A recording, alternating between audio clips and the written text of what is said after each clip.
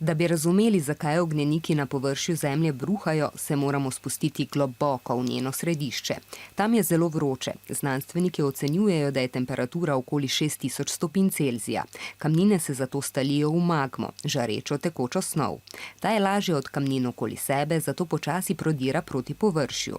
Da se magma že giblje pod zgornjo plastjo Zemlje, torej skorjo, in se ognjenik pripravlja na izbruh, je mogoče sklepati po povečanju števila potresov v njegovi bližini in njihovi intenzivnosti.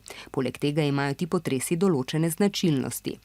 Vulkanologi oziroma geologi, ki preučujejo vulkane, spremljajo tudi temperaturo v njihovi okolici. Če je povišana, je to znak, da se magma približuje površju.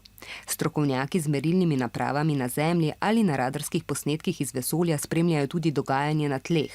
Znak, da bi ognjenik lahko izbruhnil, je, ko se v teh pojavijo razpoke in izbokline. Ko se magma približuje površju, se začnejo iz notranjosti Zemlje sproščati para in plini, denimo žveplov dioksid. Ta proces ustvarja pritisk znotraj ognjenika, ki lahko pripelje do erupcije, se pravi izbruha. Znanstveniki vulkane spremljajo zelo pozorno, saj želijo okoliške prebivalce pravočasno opozoriti, da se ti lahko umaknejo na varno. A kljub vsemu je čas izbruha zelo težko natančno napovedati. Magma na površje lahko prodre mirno in se izlije kot lava. Če vsebuje veliko plinov ali pride v stik z zunanjo vodo, pa lahko izbruhne eksplozivno, kot oblak vulkanskega pepela, koščkov lave ali lapilov in vulkanskih bomb. To je mnogo nevarneje za okolje in ljudi.